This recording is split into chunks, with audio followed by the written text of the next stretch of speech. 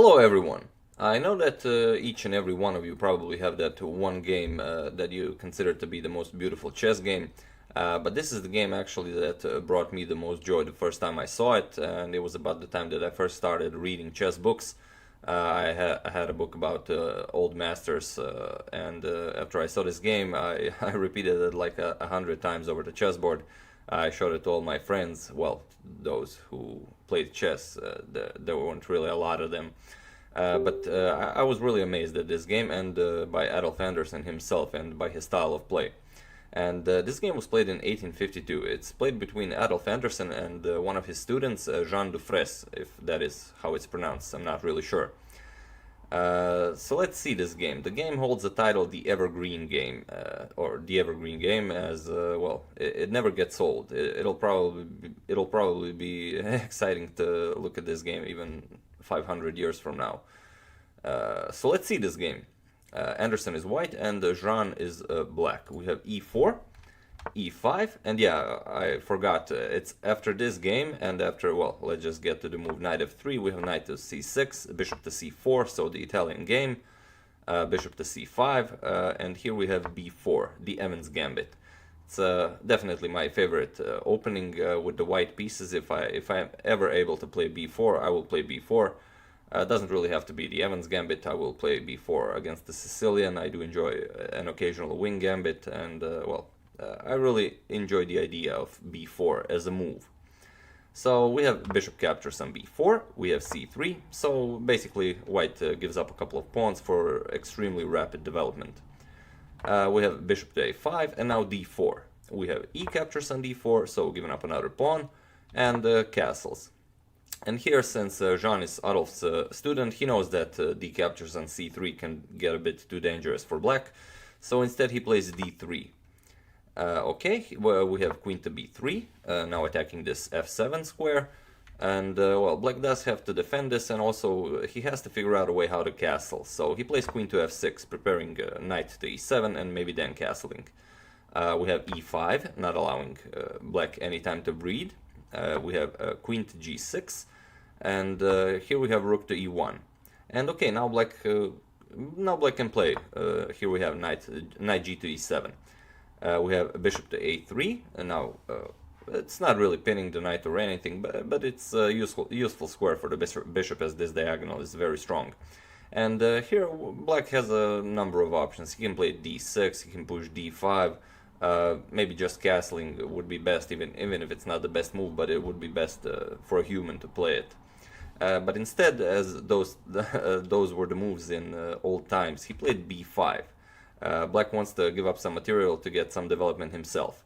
So Anderssen plays queen captures on b5, we have rook to g8, we have queen to a4, and now again, probably best thing for black would be to castle here, but he plays bishop to b6. Now he's also kind of eyeing this f2 pawn. We have knight b to d2, and here bishop to b7. Again, probably castling here would have been best. But black, for a price of one pawn, black now has this, both bishops are attacking f2 and g2 at some point, and he does have a rook on an open file after the bishop's move. Anderssen plays knight to e4, we have queen to f5, and again, instead of queen to f5, probably there were better moves. Probably castling was better here. And here Anderssen plays bishop captures on d3, and now Anderssen is well, threatening all sorts of discoveries after this knight moves, and this queen doesn't really have a lot of squares to go to. So he tries a queen to h5, and here Anderssen starts his maneuvering. He plays knight to f6, which is forking the king and the queen, so the knight has to be captured. Jean plays g captures on f6, we have e captures on f6, and well, this wasn't really a sacrifice, as white will win the piece back. And well, since black doesn't really see any threats here, he plays rook to g8, and this rook to g8 move is actually the best move.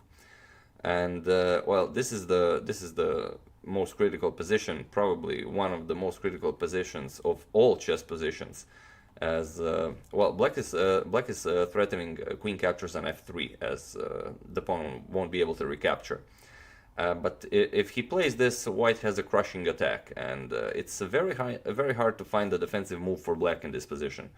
I will let you try and find a defensive move for black on your own, so you can try some of your ideas in the comment section. Here, Anderssen played a spectacular move. He played rook a to d1. It's a slow, silent move, but the consequences of this move will be deadly. So Jean, of course, didn't really understand this move, and he played queen captures on f3, which is, it's a good move. He grabs a piece, and he's threatening queen captures on g2 with checkmate. It's not very easy to stop this. If white tries g3 or something, then this knight can move with a tempo, and then this bishop and queen are also ready to deliver checkmate on g2. But here Anderssen has a crushing combination. He plays rook captures on e7 with check. And well, what's black gonna do here? If he tries something like king f8 is of course impossible. He steps right in the bishop's path, then simply rook to e3 wins a queen, or maybe white can even mate here. And if well, best move for black would be something like king to d8, but white would still prevail here. But what Jean played allowed Anderssen to finish the game in great style, and this is why the game got its name. He captured the rook. He played knight captures on e7. And here we have Anderssen's great idea. That is the whole point of rook a to d1. He plays queen captures on d7 with check. And well, the black doesn't really have any options. If he plays something like king to f8, then simply bishop or queen captures on e7. This is checkmate, a very nice checkmate. So after queen to d7, black decided to play king captures on d7, as well, we saw how king f8 loses. And here we have a pure Anderssen move, as this is something this is a theme you'll see in a lot of Anderssen's games. He plays bishop to f8, bishop to f5 with check, and this is actually a double check, as there's a discovery from the rook on d1 now. And well, only squares available for the black king are c6 and e8, and if black king would go to c6, then it's mate in 1. It's actually bishop to d7 checkmate, as this light square bishop is, well, slicing this way, this dark square bishop is slicing all the way here, and rook is covering d5. So a beautiful checkmate. So after this bishop to f5 double check, he played king to e8, but this allows a checkmate that's just as great. He plays Anderssen plays the bishop to d7 with check. We have king to f8 or king to e8 king to d8 doesn't really matter. And here Anderssen finishes the game with bishop captures on e7 with checkmate, as well g7 square is covered from the pawn.